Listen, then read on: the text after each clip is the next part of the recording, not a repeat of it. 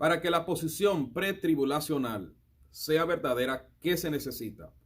Bueno, se necesita textos bíblicos que hablen claramente del rapto y de la segunda venida de Cristo como dos eventos separados.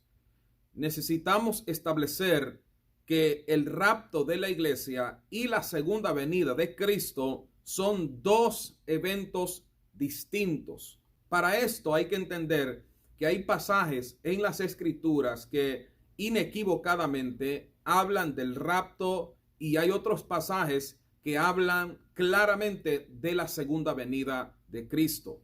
Para que el rapto pretribulacional sea cierto, es esencial mostrar que estos dos eventos no necesariamente tienen lugar al mismo tiempo como los postribulacionistas creen. En otras palabras, debe haber suficientes diferencias entre los pasajes que hablan del rapto y los pasajes que hablan de la segunda venida del Señor.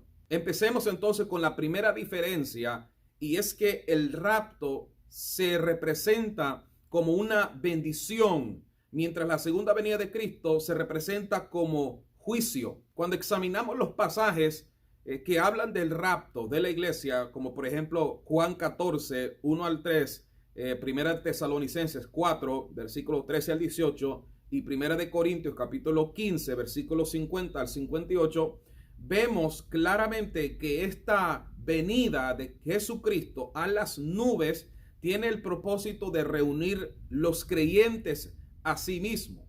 En otras palabras, es un evento para bendición a los creyentes. Me llama la atención esto porque si nota bien, en ninguna parte de los versículos que he mencionado, en estos tres pasajes, en ninguna parte del arrebatamiento, encontramos una palabra sobre el juicio.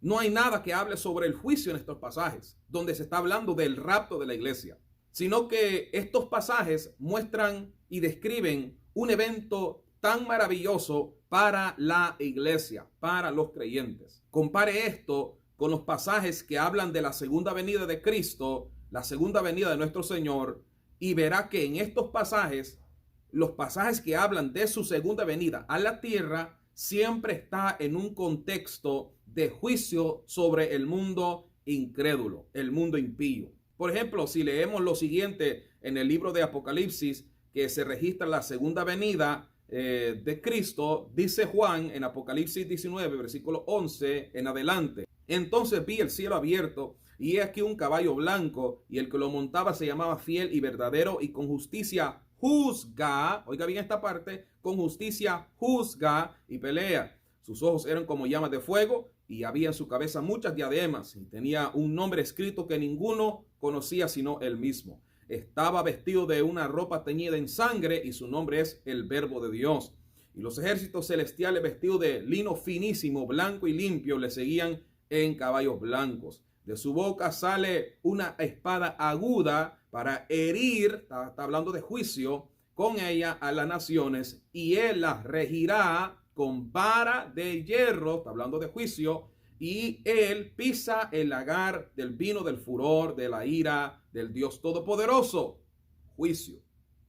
Mire bien, que aquí los ejércitos de los cielos siguen al Señor cuando viene a la tierra.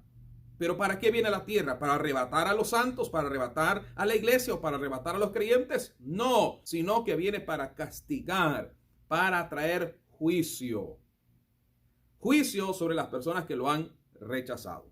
Ahora, si usted compara estos pasajes con los que hablan del rapto de la iglesia, que solo se menciona a los creyentes y donde no dice nada sobre juicio, por ejemplo, leamos Juan 14, 1 al 3, donde dice: no se turbe vuestro corazón, creer en Dios, creed también en mí. En la casa de mi Padre muchas moradas hay. Si así no fuera, yo os hubiera dicho: voy pues a preparar lugar para vosotros. Y si me fuere y os prepararé el lugar, vendré otra vez y os tomaré a mí mismo, para que donde yo estoy, vosotros también estéis.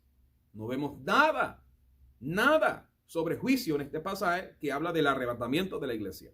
Si seguimos, por ejemplo, 1 Tesalonicenses 4:15 en adelante, dice, por lo cual os decimos esto en palabra del Señor, que nosotros que vivimos, que habremos quedado hasta la venida del Señor, no precederemos a los que durmieron, porque el Señor mismo, con voz de mando, con voz de arcángel y con trompeta de Dios, descenderá del cielo y los muertos en Cristo resucitarán primero. Luego nosotros, los que vivimos, los que hayamos quedado, seremos arrebatados juntamente con ellos en las nubes para recibir al Señor en el aire, y así estaremos siempre con el Señor. Por tanto, alentados los unos a los otros con estas palabras. Aquí tampoco vemos nada sobre el juicio. Si es el mismo evento, como dicen los postribulacionistas, no debería haber mención de juicio en estos pasajes que hablan del arrebatamiento. 1 Corintios capítulo 15, versículo 51 dice, he aquí os digo un misterio, no todos dormiremos, pero todos seremos transformados. En un momento, en un abrir y cerrar de ojos, a la final trompeta, porque se tocará la trompeta y los muertos serán resucitados incorruptibles y nosotros seremos transformados. Si usted sigue leyendo este pasaje, no hay mención alguno, nada de juicio. Pero uno podría pensar que si se trata del mismo evento, no debería haber mención de juicio, así como lo dice cuando se habla de la segunda venida del Señor. Ahora, alguien puede argumentar que en estos pasajes del rapto puede haber juicio, aunque no se mencione. Reconozco eso. Pero también es probable que en esta venida en particular, el rapto, hablando del arrebatamiento, el Señor sea no viniendo como juez. Dicho de otra manera, el hecho de que ningún juicio se menciona es tal vez porque no hay juicio que tiene lugar en ese evento del arrebatamiento. De hecho, esto parece más probable cuando consideramos que todos los pasajes que tratan con la segunda venida del Señor menciona algún tipo de juicio. Cada pasaje que se habla de la segunda venida hace mención alguna de un tipo de juicio. Pero cuando se habla del arrebatamiento, no hay ni siquiera un solo verso que hable del juicio de Dios acerca o en el arrebatamiento de la iglesia. Llegamos entonces a la conclusión que no es ilógico asumir la razón por la cual el juicio no se menciona. Y es sencillamente porque el arrebatamiento es un tiempo de recompensa y bendición para los creyentes en Cristo, mientras la segunda venida de Cristo a la tierra es un tiempo de juicio. Solo con este hecho podemos ver que son dos eventos diferentes, no un solo evento, como dicen los postribulacionistas. Ahora vamos a la segunda diferencia. Y es que en la segunda venida, Cristo establece su reino. Nada en los pasajes del rapto sugiere que esto sucede de inmediato. Es más, cuando examinamos los pasajes que tratan del regreso de Cristo a la tierra, siempre es seguida por el establecimiento de su reino milenial. Primero, Jesús nos dice que nos viene a llevarnos a otro lugar fuera de la tierra. Eso es lo que Él prometió. A esto se le llama arrebatamiento. Juan 14:2 dice, voy pues a preparar lugar para vosotros. Y si me fuere y os prepararé el lugar, vendré otra vez y os tomaré a mí mismo, para que donde yo estoy, vosotros también estéis. Aquí vemos a Cristo explicando que los creyentes serían llevados a las moradas celestiales. Pero en cuanto a su segunda venida a la tierra, Cristo dice en Mateo 25, 31 y 32 y 33, dice de la siguiente manera Cristo: cuando el Hijo del Hombre venga en su gloria y todos sus santos ángeles con él, entonces se sentará en su trono de gloria y serán reunidas delante de él todas las naciones, y apartará los unos de los otros como aparta el pastor a las ovejas de los cabritos, y pondrá las ovejas a su derecha y los cabritos a su izquierda. Mire bien esto. En el rapto, Jesús viene a llevar lo que es de él. Pero en la segunda venida, Jesús viene a establecer inmediatamente su reino terrenal. el milenio. Pero para la mente postribulacional, como piensan que es un solo evento, entonces Cristo arrebata a su iglesia, los lleva a las nubes, pero inmediatamente hacemos un U-turn, una gira de 180 grados para volver a la tierra. Pero, ¿qué pasó con las moradas que Cristo prometió que iba a preparar en la casa de su Padre? Para la mente postribulacional, no hay moradas entonces donde irá el creyente, irá a la iglesia. ¿O es que solo vamos a estar ahí por unos segundos nomás porque tenemos que rápidamente regresar con Cristo al reinar a la tierra? No tiene sentido la postura postribulacional con estos dos eventos. Una vez más, cuando miramos los pasajes del rapto, no encontramos nada en lo más mínimo acerca de Jesús estableciendo inmediatamente su reino. De hecho, solo tenemos un silencio.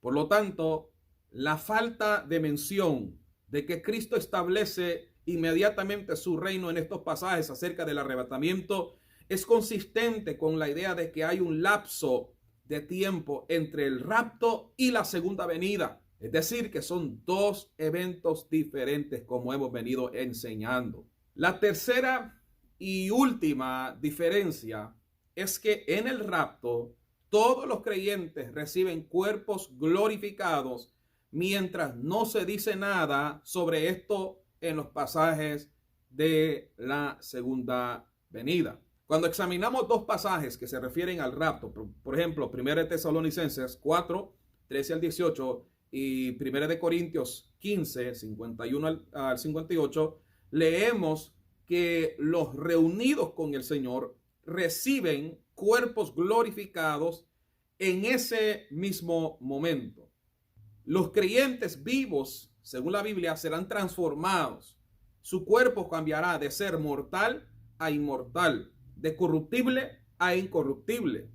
Los muertos, según la palabra del Señor, en el evento del arrebatamiento, serán resucitados, serán levantados. Sus cuerpos también serán transformados a un cuerpo glorificado. En contraste, cuando examinamos pasajes que claramente se refieren a la segunda venida de Cristo, no se dice nada sobre esto. No se dice nada, vivo o muerto, de nadie que reciba un cuerpo glorificado. De nuevo, alguien puede argumentar que en la segunda venida los creyentes muertos en Cristo resucitarán y los creyentes vivos recibirán un cuerpo glorificado, pero no hay nada en la Escritura que diga que esto es lo que va a suceder en su segunda venida.